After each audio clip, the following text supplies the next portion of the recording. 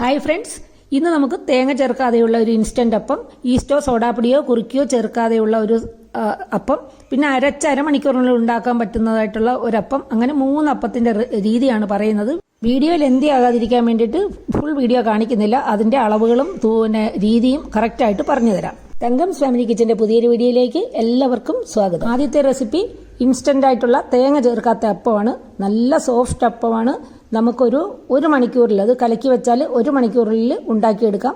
വറുത്ത അരിപ്പൊടിയാണ് നമ്മളിവിടെ ഇതിനായിട്ട് ഉപയോഗിക്കുന്നത്. ഒരൊട്ടലൊന്നും ഇല്ലാതെയും നല്ല ടേസ്റ്റ് ആയിട്ടും നമുക്ക് ഉണ്ടാക്കിയെടുക്കാം. ഇതിനായി ഞാനിവിടെ 1/4 കപ്പ് അവൽ എടുത്തിട്ടുണ്ട്. അതൊന്ന് കഴുകി വൃത്തിയാക്കി 2 ടേബിൾ സ്പൂൺ വെള്ളം ഒഴിച്ച് ഒന്ന് കുതിർക്കാനായിട്ട് വെക്കാം. ഞാനിവിടെ ചുവന്ന അവലാണ് എടുത്തിരിക്കുന്നത്. ഏത് അവലെടുത്താലും മതി. ചുവന്ന അവലെടുക്കുമ്പോൾ അപ്പത്തിന് ചെറിയൊരു ചുവന്ന കളർ വരും. ഇനി മിക്സിയുടെ ജാറിലേക്ക് 1/4 കപ്പ് ചോറും നമ്മൾ കുതിർത്ത് വെച്ചിരിക്കുന്ന അവലും, പിന്നെ 1 ടീസ്പൂൺ പഞ്ചസാരയും, 1 കപ്പ് അരിപ്പൊടി, വറുത്ത അരിപ്പൊടിയാണ് എടുത്തിരിക്കുന്നത്. ഇതെല്ലാം കൂടി 1/2 കപ്പ് വെള്ളം ഒഴിച്ചിട്ട് നന്നായിട്ട് അരച്ചെടുക്കുക. അപ്പോൾ കുറച്ച് വെള്ളത്തിൽ അരച്ചെടുക്കുമ്പോൾ അതിലെ ചോറും അവലെല്ലാം നല്ലതുപോലെ അരഞ്ഞു കിട്ടും. ഇനി അതിലേക്ക് 1/2 ടീസ്പൂൺ ഈസ്റ്റ് ചേർക്കാം. ഈസ്റ്റ് നല്ല ഈസ്റ്റ് വേണം ചേർക്കാൻ. അതുപോലെ നിങ്ങൾക്ക് പെട്ടെന്ന് അപ്പം ഉണ്ടാക്കിയെടുക്കാനാണെങ്കിൽ ഈസ്റ്റ് കൂടുതൽ ചേർക്കേണ്ടി വരും. എടുക്കുന്ന മാവിന് ആവശ്യമായ ഉപ്പ്. ഈസ്റ്റ് വേഗം പുളിച്ച് കിട്ടാനായിട്ട് 1/2 കപ്പ് ചെറു ചൂടുള്ള വെള്ളമാണ് ഇനി ഒഴിക്കുന്നത്. അതും കൂടെ ഒഴിച്ച് നല്ലതുപോലെ അരച്ചെടുക്കുക. നല്ലതുപോലെ അരച്ചെടുത്ത് ഒരു പാത്രത്തിലേക്ക് മാറ്റാം. ഇനി ഇതിൽ നമ്മൾ തേങ്ങയൊന്നും ചേർക്കുന്നില്ല. അതുകൊണ്ട് 1 ടീസ്പൂൺ വെളിച്ചെണ്ണ കൂടി ചേർക്കാം. അതുകൂടി ചേർത്തിട്ട് നന്നായിട്ട് മിക്സ് ചെയ്തതിന് ശേഷം അടച്ചു വെക്കുക. ഇതിൽ നിങ്ങൾ ചേർക്കുന്നത് വെളിച്ചെണ്ണ തന്നെ ആയിരിക്കണം. ഇല്ലെങ്കിൽ വേണ്ട, വേറെ ഒരെണ്ണയും ചേർക്കരുത്. അതുപോലെ തന്നെ ആവശ്യമില്ലാതെ വെള്ളമൊന്നും കൂടുതൽ ഒഴിക്കരുത്. ഇത് വെള്ളം കൂടിപ്പോയാൽ അപ്പം ചുട്ടെടുക്കുമ്പോൾ ഭയങ്കര നൈസായി പോകും. കുറച്ച് കട്ടിയിൽ വേണം. ഇനി ഇത് പുളിച്ച് കഴിഞ്ഞപ്പോൾ നോക്കൂ, 1 മണിക്കൂർ കഴിഞ്ഞപ്പോഴാണ് ഞാനിത് എടുക്കുന്നത്. ഇത്രയും പൊന്തി കിട്ടിയിട്ടുണ്ട്. സാധാരണ അരി അരച്ച് വെക്കുന്നത് പോലെ ഈ മാവ് പൊന്തി വരാറില്ല. ഇത് അതുപോലെ തന്നെ ഇത് ഓരോ പ്രാവശ്യം അപ്പത്തിന് മാവ് കോരി ഒഴിക്കുമ്പോഴും അതൊന്ന് ഇളക്കിയതിന് ശേഷം മാത്രമേ കോരി ഒഴിക്കാവുള്ളൂ. വറുത്ത അരിപ്പൊടി ആയതുകൊണ്ട് ആ പാത്രത്തിന്റെ അടിയിലേക്ക് അരിപ്പൊടി താഴ്ന്നു കിടക്കും. അതുകൊണ്ടാണ് ഒന്ന് ഇളക്കിയതിന് ശേഷം വേണം മാവ് ഇതുപോലെ കോരി ഒഴിക്കാൻ. ചട്ടി നല്ലതുപോലെ ചൂടായ ശേഷം മീഡിയത്തിന് താഴേക്ക് ഫ്ലെയിം മാറ്റുക. അതിനുശേഷം ഇതുപോലെ മാവ് കോരി ഒഴിച്ച് 2 പ്രാവശ്യം ചുറ്റിച്ചെടുക്കുക. സാധാരണ അപ്പത്തിന് നമ്മൾ കോരി ഒഴിച്ച് 1 പ്രാവശ്യം ചുറ്റിച്ചെടുക്കുകയാണ് പതിവ്. കലക്കിയെടുത്തപ്പോൾ മാവ് അല്പം ലൂസ് ആയതുകൊണ്ട് ഇതിപ്പോൾ 2 പ്രാവശ്യം ചുറ്റിച്ചെങ്കിൽ മാത്രമേ ഇതിനൊരു കനം കിട്ടത്തുള്ളൂ അപ്പത്തിന്. വറുത്ത അരിപ്പൊടി ആയതുകൊണ്ട് തീർത്ത് നൈസായിരിക്കും. അതുപോലെ നടുക്ക് ഭാഗത്ത് കനം കൂടരുത്, വേവാൻ താമസിക്കും. അപ്പോൾ വേകാൻ വേണ്ടി നമ്മൾ കൂടുതൽ സമയം വെക്കുമ്പോൾ അതിന്റെ അപ്പത്തിന്റെ സൈഡ് വല്ലാണ്ട് മുരിഞ്ഞു പോകും. വളരെ സോഫ്റ്റ് ആയിട്ടുള്ള അപ്പമാണ് നമുക്ക് കിട്ടിയിരിക്കുന്നത്. അടുത്തത് ഈ അപ്പം കണ്ടോ, ഇത് നമ്മൾ സോഡാപ്പൊടിയോ ഈസ്റ്റോ ഒന്നും ചേർക്കാതെയാണ് ഉണ്ടാക്കിയിരിക്കുന്നത്. കുറുക്കിയൊന്നും ചേർത്തിട്ടില്ല, അല്ലാതെയാണ് നമ്മൾ എടുക്കുന്നത്. അപ്പോൾ കൂടുതൽ സമയം എടുക്കും ഈ അപ്പം ഉണ്ടാക്കാൻ. അപ്പോൾ 2 ഗ്ലാസ് അരിയാണ് ഞാനിവിടെ എടുത്തിരിക്കുന്നത്. അത് വൃത്തിയായിട്ട് കഴിയതിന് ശേഷം ഒരു 8 മണിക്കൂറെങ്കിലും കുതിരാനായിട്ട് മാറ്റിവെക്കും. കുതിർത്ത അരിയുടെ കൂടെ 1.5 കപ്പ് തേങ്ങ, അത് പച്ച തേങ്ങ തന്നെ വേണം. അതുപോലെ തന്നെ 1 കപ്പ് ചോറ്, പിന്നെ 1 കപ്പ് തേങ്ങ വെള്ളം, കരിക്കിന്റെ വെള്ളമോ തേങ്ങ വെള്ളമോ ഏതാന്ന് വെച്ചാൽ അതും കൂടെ ചേർത്തിട്ട് വേണം അരി അരച്ചെടുക്കാൻ. 1/4 വളവിലെ തേങ്ങ കിട്ടിയില്ലെങ്കിൽ പച്ച തേങ്ങ തന്നെ എടുക്കുക. കരിക്കും വെള്ളം ഉറപ്പായിട്ടും, തേങ്ങ വെള്ളം കരിക്കും വെള്ളം ഏതെങ്കിലും ഒന്ന് ഉറപ്പായിട്ട് ഒഴിച്ചിരിക്കണം. എങ്കിൽ മാത്രമേ ഈ മാവ് പൊന്തി വരികയുള്ളൂ. ഇത് എല്ലാം നമ്മൾ ഉപ്പും ചേർത്തിട്ട് നന്നായി കലക്കിയതിന് ശേഷം പൊന്തി വരാനായിട്ട് മാറ്റിവെക്കാം.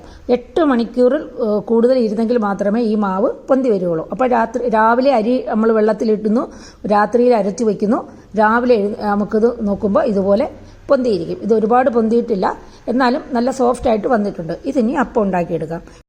ഈ മാവ് കുറേശ്ശെ കോരി ഒഴിച്ച് അപ്പം ഉണ്ടാക്കിയെടുക്കുന്നതാണ് നല്ലത്. അല്ലെങ്കിൽ ഒരു വല്ലാത്ത തിക്നെസ് ഫീൽ ചെയ്യും. പക്ഷെ നല്ല മയമുള്ള അപ്പമാണ് കിട്ടിയിരിക്കുന്നത്.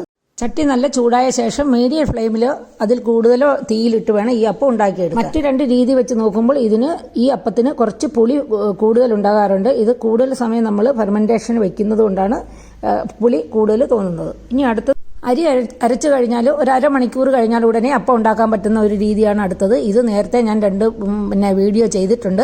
പക്ഷേ വീണ്ടും കൂടുതൽ ആൾക്കാരുടെ കയ്യിലേക്ക് എത്തിക്കാൻ വേണ്ടിയിട്ടാണ് ഞാൻ ഈ വീഡിയോ പിന്നെയും ഇടുന്നത്. അത്രയ്ക്ക് നല്ല അപ്പമാണ്.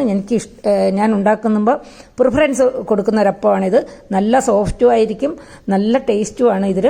അപ്പോൾ വളരെ ഈസി മെത്തേഡുമാണ്. അപ്പോൾ ആദ്യം തന്നെ 2 കപ്പ് അരി വൃത്തിയായിട്ട് കഴുകണം. അതിൻ്റെ പശയൊക്കെ പോകാൻ വേണ്ടിയിട്ട് 5-6 വെള്ളം കഴുകിയെടുത്തിട്ട് 1 കപ്പ് നിറച്ച് പ്രസ് ചെയ്ത് അളന്ന് തേങ്ങ, പിന്നെ 1 കപ്പ് ചോറ്, 2 ടീസ്പൂൺ പഞ്ചസാരയും 1/2 ടീസ്പൂൺ ഈസ്റ്റും ഇത്രയും ചേർത്തിട്ട് 2 കപ്പ് വെള്ളം ഒഴിച്ച് നമ്മൾ നന്നായിട്ട് മിക്സ് ചെയ്ത് വെക്കുക. 2 കപ്പ് വെള്ളത്തിൽ കൂടുതൽ ഒഴിക്കരുത്.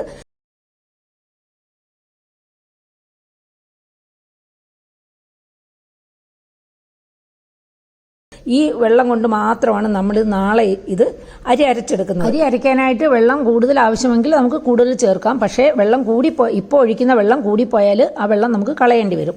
രാത്രിയിൽ അരിയും തേങ്ങയും ചോറും എല്ലാം കൂടി ഈസ്റ്റും എല്ലാം കൂടി മിക്സ് ചെയ്ത് വെക്കുന്നു. രാവിലെ എഴുന്നേൽക്കുമ്പോൾ തന്നെ നമ്മൾ അരച്ച് വെക്കണം. അരച്ച് വെച്ച് ഒരു അരമണിക്കൂർ കഴിയുമ്പോൾ അത് നമുക്ക് നല്ലപോലെ പൊന്തി കിട്ടും. കണ്ടോ, ഇത് ഒരു അരമണിക്കൂർ വെച്ചതേ ഉള്ളൂ. ഇപ്പോൾ വേനൽക്കാലം ആയതുകൊണ്ട് വേഗം പൊന്തി കിട്ടും. നിങ്ങൾ മഴക്കാലമാണെങ്കിൽ ഒരു 45 മിനിറ്റ് അല്ലെങ്കിൽ 1 മണിക്കൂർ. ഇനി ഇത് കോരി ഒഴിച്ച് സാധാരണ അപ്പം ചുടുന്ന പോലെ ചുട്ടെടുക്കാം.